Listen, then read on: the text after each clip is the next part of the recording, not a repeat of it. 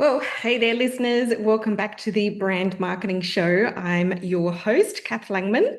Now, if you are jumping straight into this episode and you haven't listened to last week's, I really want to suggest that you stop right now and go back and listen to that one, which was actually part one in a two-part series. And so obviously this episode will make a whole lot more sense to you if you do that.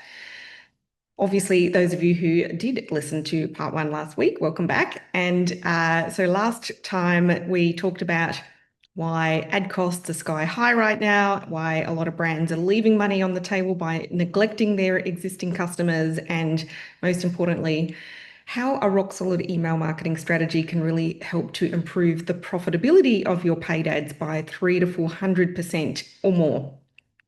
And so last week we covered that mind-blowing example of how the same $50 ad spend can generate potentially a customer worth $385 instead of just $120 when you have proper automated email flows in place.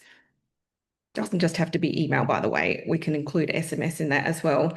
But we talked last week about how email marketing isn't just another revenue channel. It really should be the foundation that makes everything else more profitable, or just profitable enough to be able to scale and to sustain growth.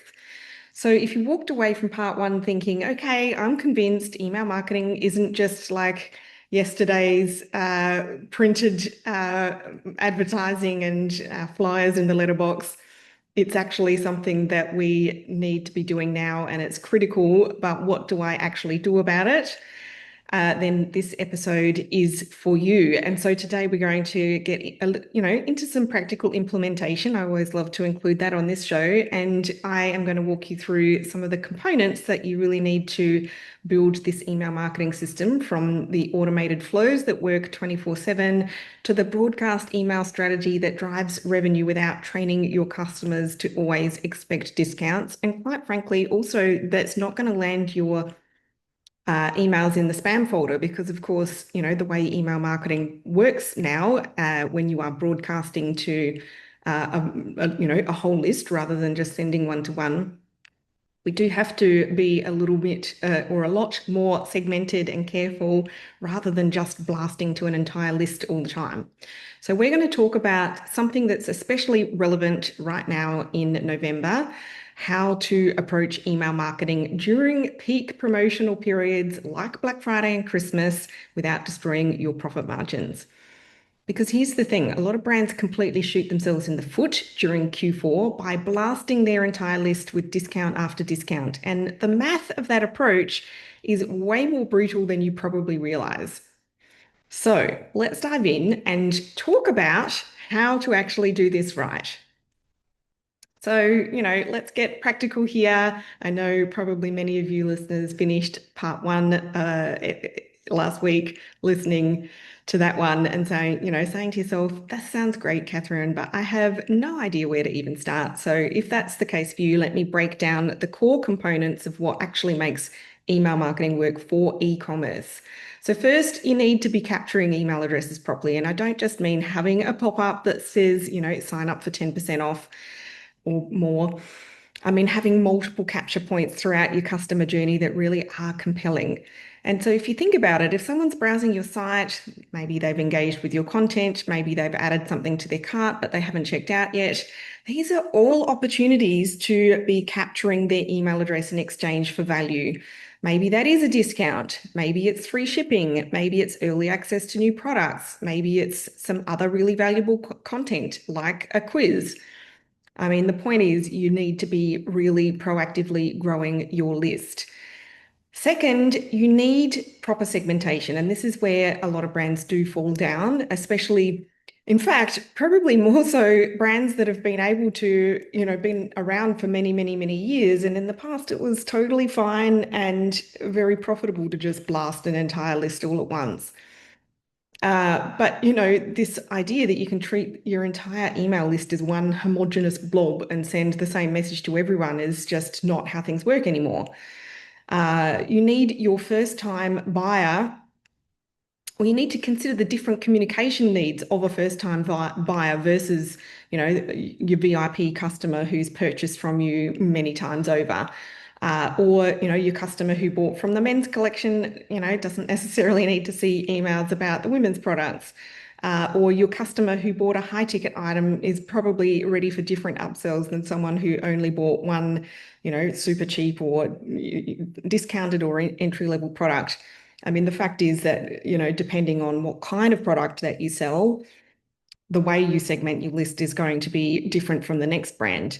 But Klaviyo allows you to segment based on all sorts of different parameters, the way people are browsing, the way people are shopping, the frequency, how much they spend, product categories, how recently or not they shopped with you. I mean, there's so many different ways that you can slice and dice this, which means that you really can send the right message to the right person at the right time.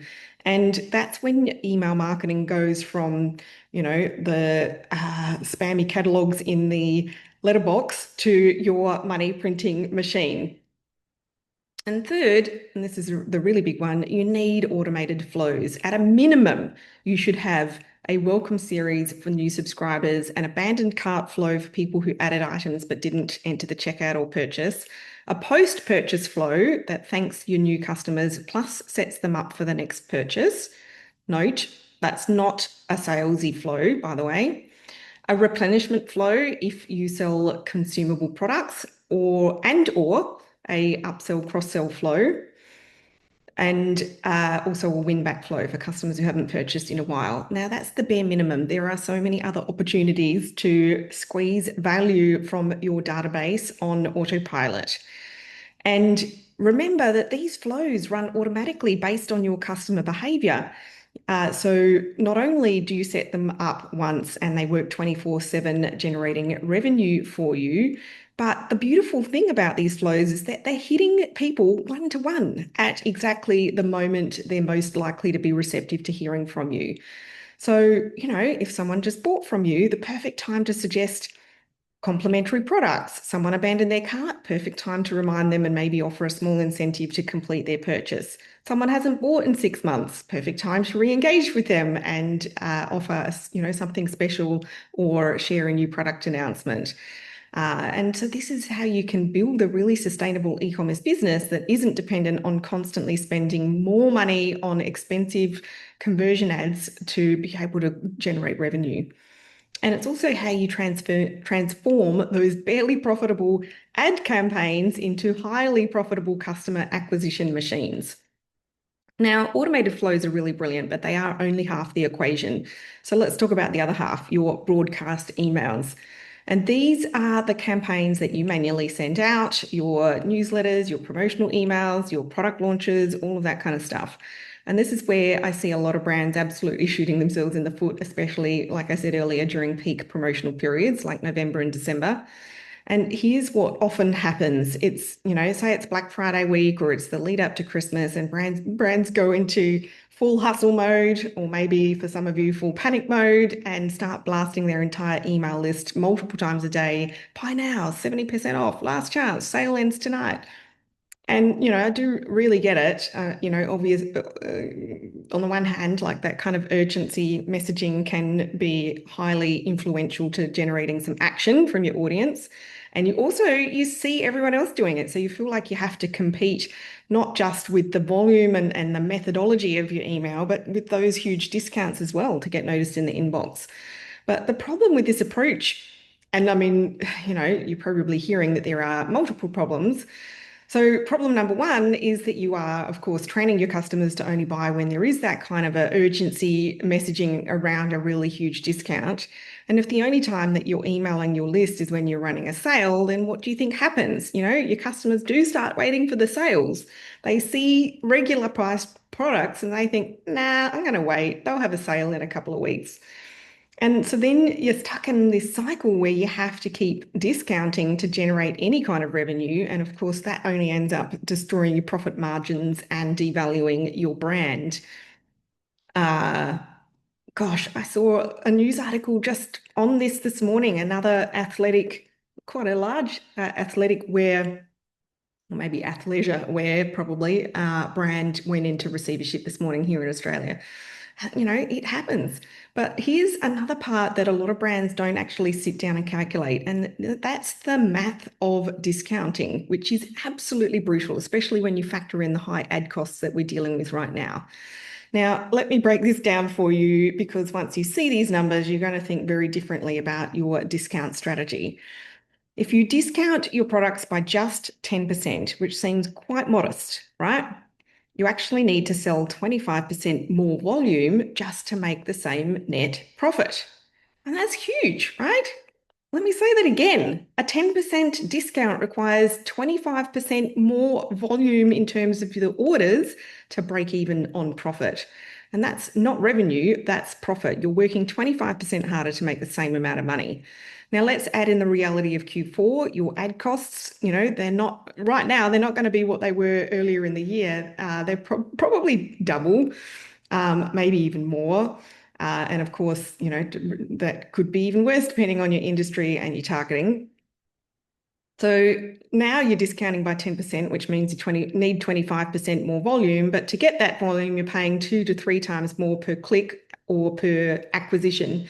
So if you do the maths there, the amount of extra sales you need to generate just to maintain your dollars left in your account, your profit margin increases drastically. You could need to sell upwards of 60% more just to end up in the same place net profit wise. And for what? So you can have, maybe you want to be able to say you had a really great Black Friday and, generated 50% of your revenue in 1 or 2 months, or maybe so that you can feel like you're competing with every other brand throwing discounts around. I mean, it's really exhausting.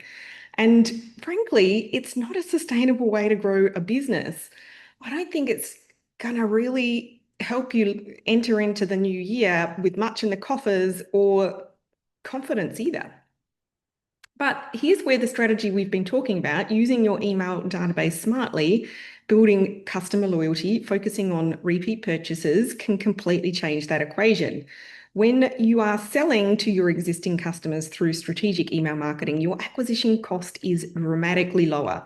You're not paying $50, $75, $100 to acquire a new customer through really expensive Q4 ads. You're paying the cost of an email, which is basically nothing compared to ads, right? So even if you do run a promotion, and look, I will put my hand up and say, I love being able to do promotions. I think it's a necessary part of the marketing calendar, and it really does make sense as part of a strategic plan. But you can still remain profitable because you are not layering those exorbitantly high ad costs on top of the discount without, having the offset of your existing database. And plus, when you are strategic about who gets what offer, you're not giving unnecessary discounts to customers who would have bought anyway. Your VIPs, maybe they do get early access or a special gift as well, not just a discount, and certainly not, hopefully not these huge, big, 70% discounts I'm seeing somewhere. And maybe your dormant customers get a slightly different offer, or they get what's left after the VIPs have their early access. I love looking after our VIP customers. We have to reward the people who are, your ride and die, right? So maybe your dormant customers get the later offer, a lesser offer. They get what's left after your VIPs get first dibs. Maybe your engaged subscribers might just need a compelling reason to buy now, which could be, it could be more than just a discount. So not a huge discount. Maybe there's some supplementary educational content about why your product is the perfect solution right now and not just a discount code. Also, expedited shipping, or depending on what product you sell, it could be, free gift wrapping or a beautiful gift card as well. And so, depending on how you have decided to segment your database based on, behavioral data that you have in there, this is why focusing on your email database and customer retention isn't just about being nice or building relationships, although, of course, those things matter too. It's about your fundamental business economics. You simply cannot build a profitable, sustainable e-commerce business if you are A, constantly discounting to compete for expensive new customers, and B, not selling more to them more than once. I mean, the math just doesn't work. So when you build that loyal customer base that buys from you repeatedly at full price or with minimal discounting, you are reaching them through a low-cost channel like email, then the math works beautifully. So problem number two is, of course, sending the same message to everyone. So let's think about this for a second. Probably cottoning on to this now anyway. But you've got someone on your list who bought from you 3 times last month. They clearly love your products and they're already really engaged. They are already buying. Then you've got someone else on your list who signed up 6 months ago, got your welcome discount. Maybe they made one small purchase. They haven't been back since. Do these two people need the same email or the same offer? Of course not. A lot of brands are going to be hitting both of these people and everyone in between with the exact same 70% off everything message. Whereas your VIP customer, who was probably going to buy anyway, just got trained to wait for that discount. And your dormant customer, well, they're so overwhelmed by promotional emails from every brand they've ever heard of that yours is just going to get lost in the noise. So what's the alternative? Of course, segmentation, strategic messaging, and this might sound a little bit controversial, but stay with me. We're not always leading with discounts. Let me tell you what we've been seeing with our clients and our own businesses all year. The emails that have performed the best and the most consistently and that have driven the most revenue, that have gotten the highest engagement, they're not the discount heavy buy now or miss out emails. They are actually the value add emails, the educational ones, the storytelling ones, the here's how to use our product, or here's the story behind this product, or here's how to solve this specific problem that you're probably having type emails, the edutainment content. Why? Because these emails are actually interesting. They're not just noise. They're not trying to shout louder than every other brand in the inbox. They're not assuming that everyone who's subscribed to your list already knows that your product solves their specific problem or meets their specific need. They're building value. They're building trust. They're strengthening the relationship with your audience. And here's the thing.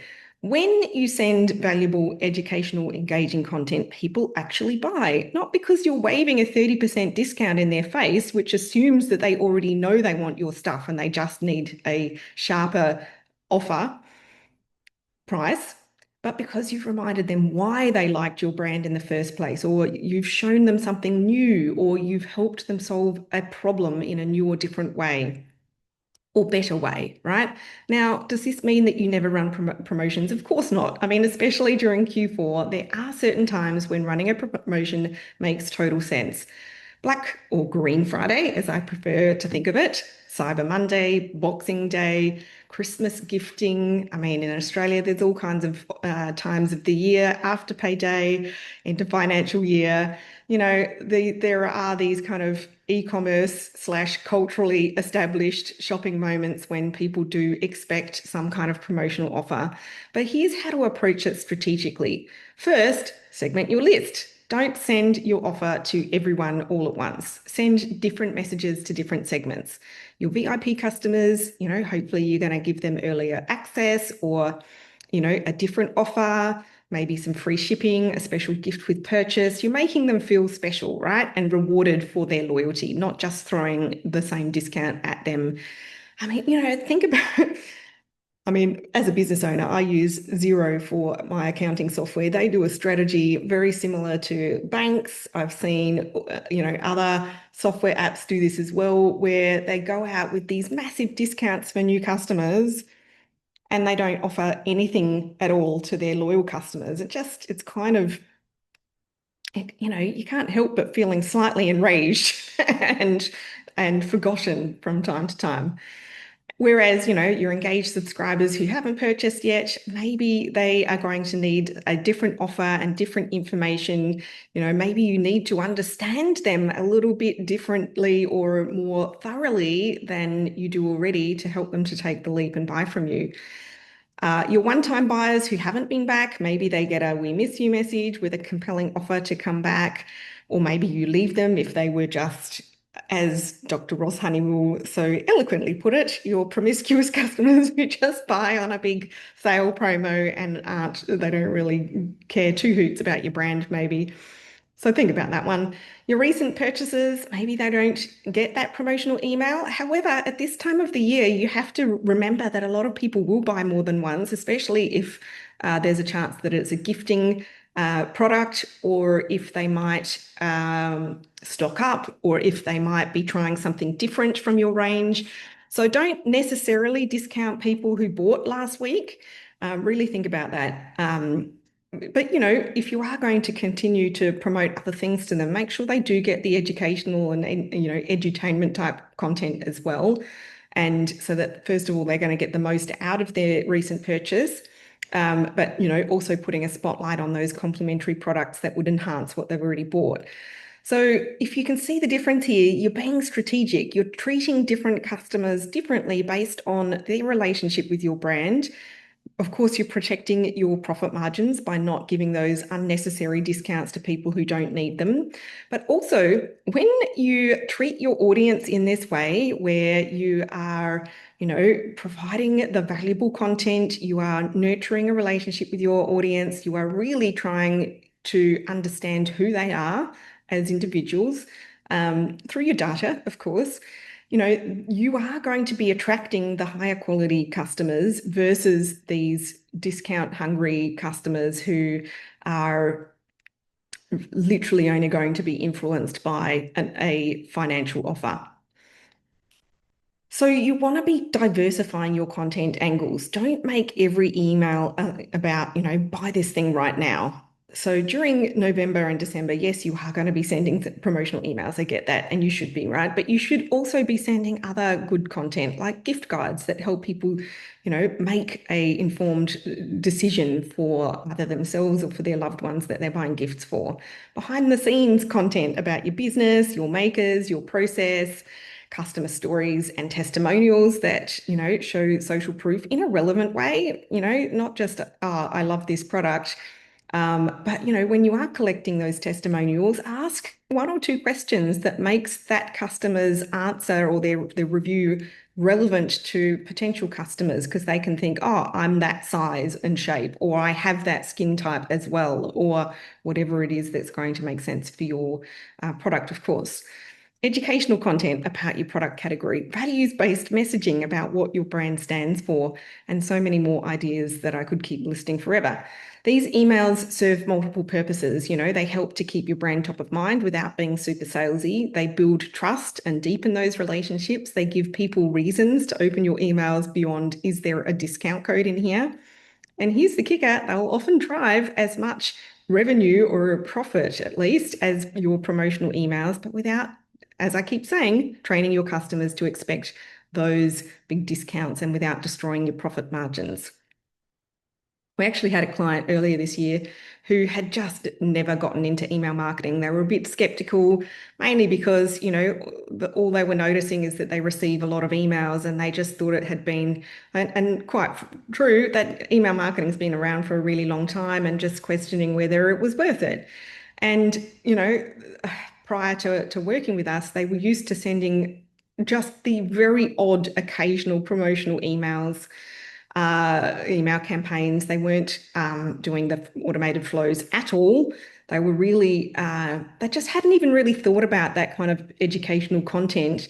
They didn't think it would drive sales. I don't think they even thought people would be interested in it, because all of that information was already on the website, right? But I managed to convince them to test it. And, so they've started sending some emails that are purely educational, without getting too deep into the specifics of what content they're sending, because I want to share some figures and I don't want to identify them here, just to protect their own privacy. But, stuff like the best way to use their products for certain types of customer or in certain situations, how to get the most life out of it, common mistakes people make, addressing those really common problems that people have. No discounts in any of these, right? No urgent call to action. Yes, they were showcasing the products, but it's just like here they are after the educational content.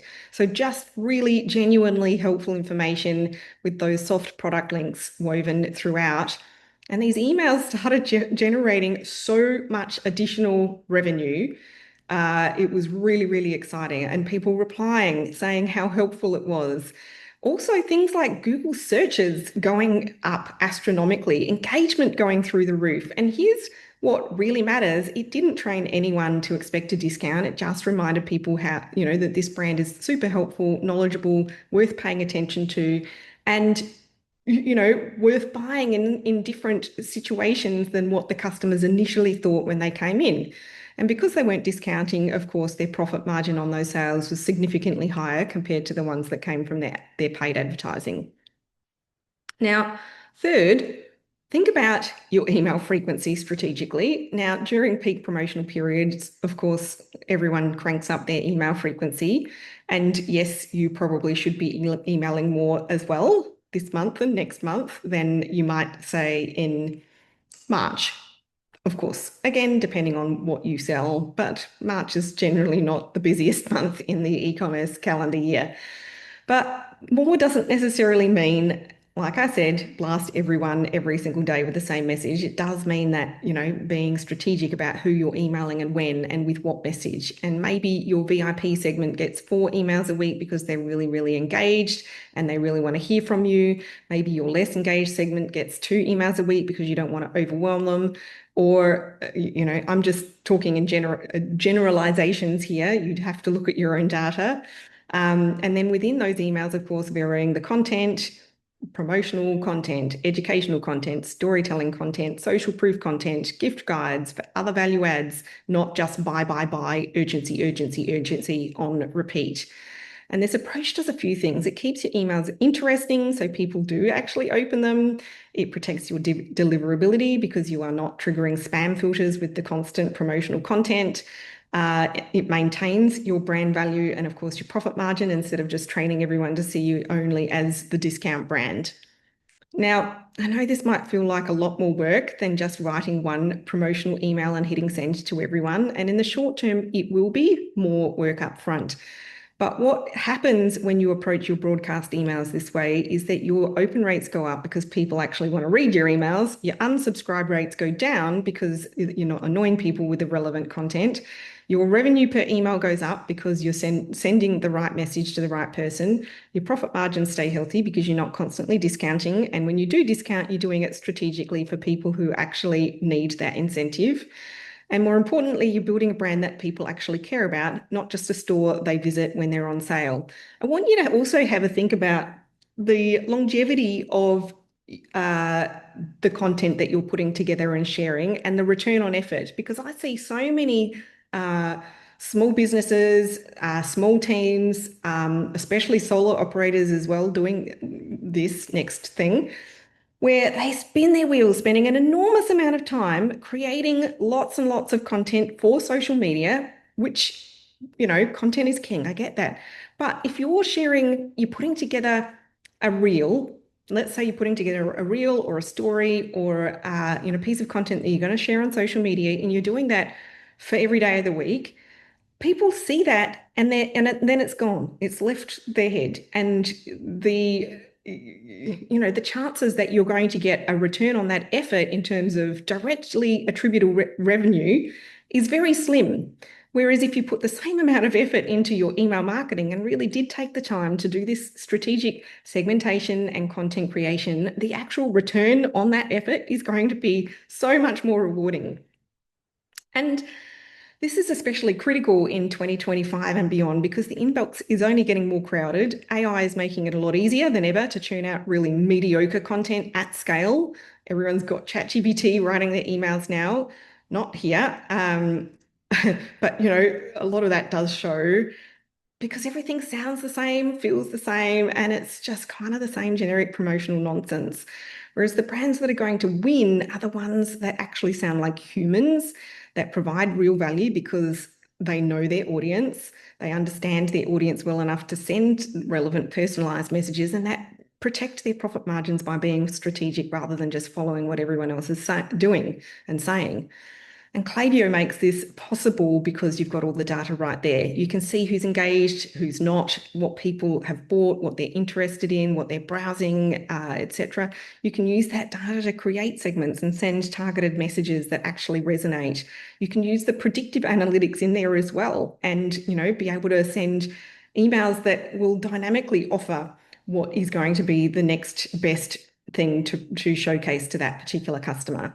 But you have to actually use it, of course. You can't just have Klaviyo installed and then send the same blast to everyone with the discount emails that you were sending before.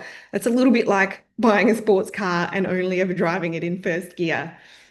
Now,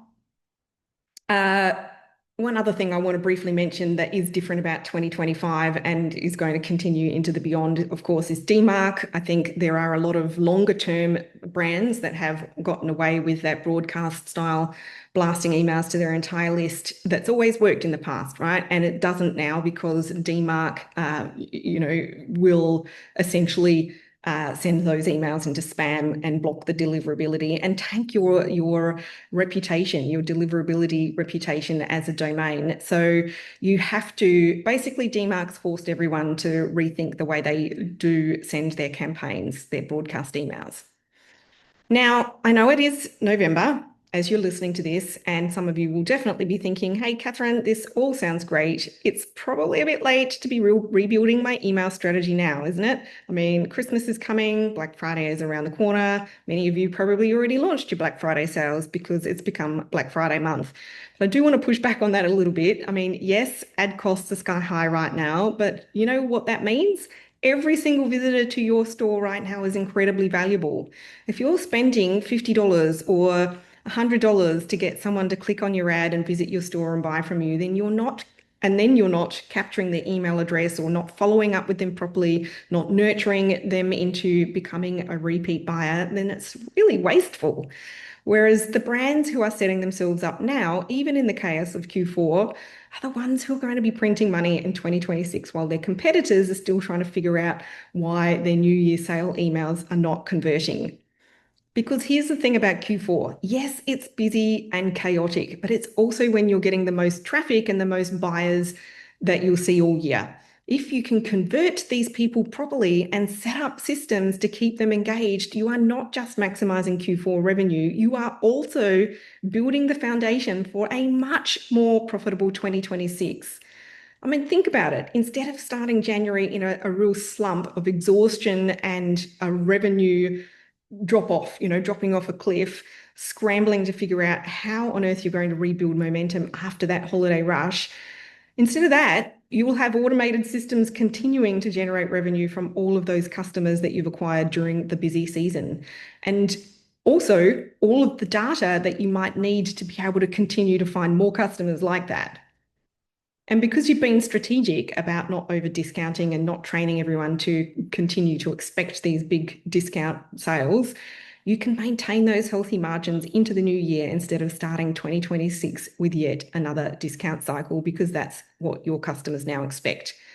No more January slump, no more anxiety about where next month's sales are coming from, no more profit margins being destroyed by constant discounting, just consistent, predictable revenue from a loyal customer base that knows and trusts you. And this is the difference between businesses that scale sustainably and businesses that are constantly on the hustle and crash roller coaster. All right, so let's briefly, and I know we're getting on in time here, talk about what this might look like in practice, because I don't want you to finish this episode feeling super overwhelmed and or thinking, I have no idea how to implement it. So if you are thinking at that point, yes, Kath, you've convinced me email marketing is important. I need to focus on customer loyalty. I need to be more strategic, et cetera, et cetera, et cetera. What do I actually do? Here's what I want you to do first. Go look at your numbers, pull up your analytics and actually look at your new versus returning customer revenue split. What percentage of your revenue is coming from new customers versus people who've bought from you before?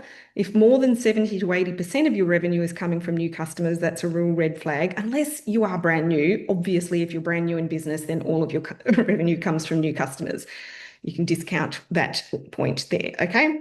But it means, you're working way too hard and spending way too much to acquire customers that you might not successfully be retaining.